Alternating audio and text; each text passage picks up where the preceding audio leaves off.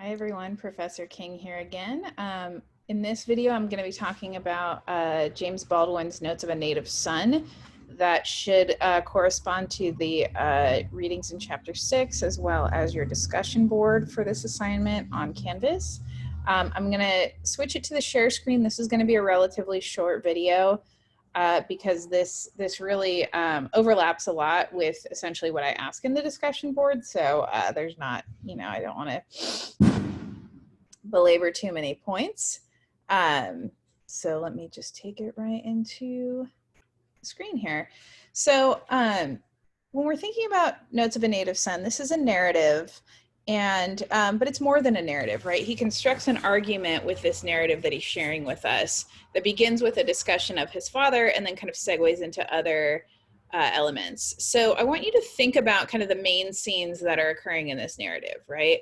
And they don't always occur linearly, meaning like they don't just occur all in a straight line, like one happens, then the next, then the next. He kind of bounces back and forth because if we think about memory, right, memory is not this sort of linear thing, right? It's that kind of bouncing back and forth. And I think he's, if I'm going to give anything away, it's that his style kind of reflects the way that our memory works, right? How all of these things sort of exist in this cloud or this network together in our minds and not like in a linear fashion. But anyway, I want you to think about the following scenes as they're begun and come back to, and really think about sort of what their function is, what they show, why they're there, etc.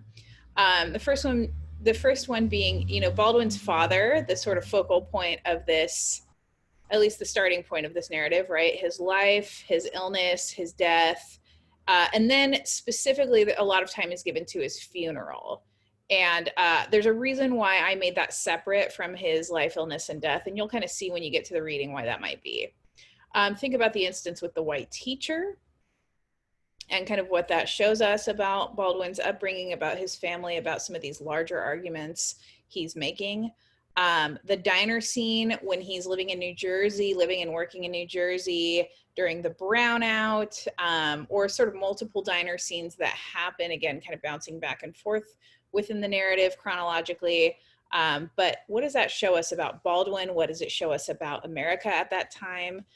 This book is, and I have it right here next to me, it's published in the mid to late 50s. I just want to give you an exact publication date. 1955 is when Notes of a Native Son is originally published.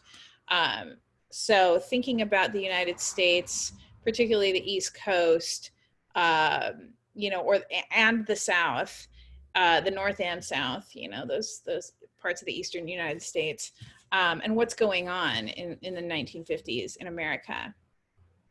Then we go to these tensions in Harlem, the Braddock Hotel incident and the ensuing riots. Kind of, again, what does Baldwin have to say about that? Why is he telling us this? What do they show us?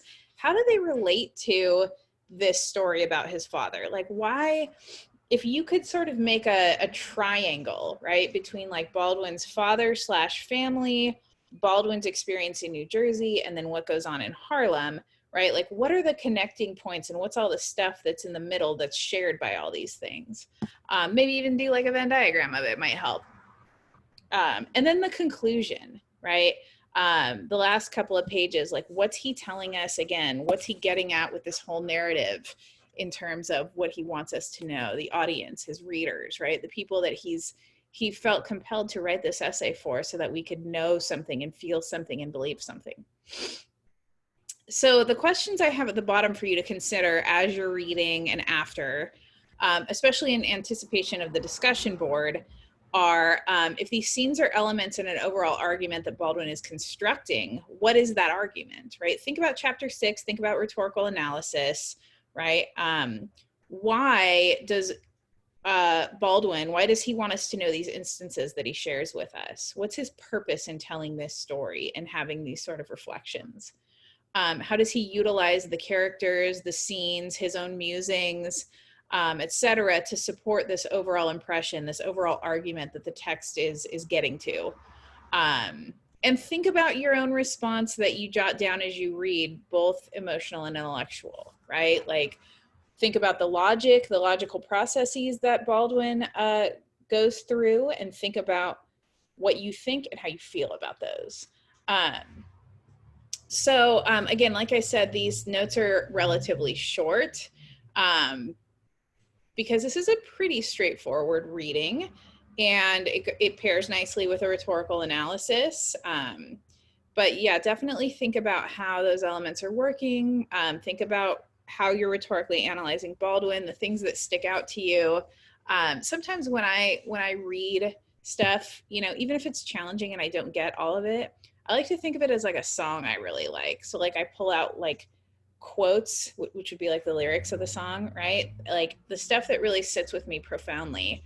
I pull those quotes out and then I kind of meditate on them for a minute and like think about them within the context of the whole reading and within the context of what I know about Baldwin or that time period or my own life or what I've seen in the news.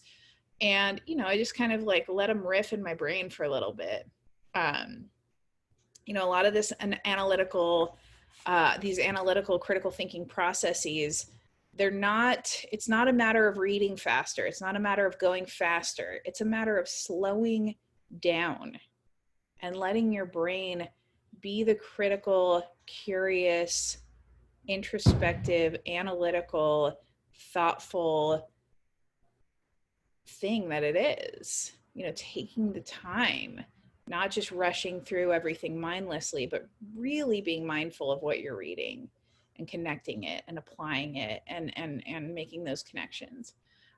So I hope this helped. And again, as always, I will see you soon in cyberspace. Have a wonderful rest of your day.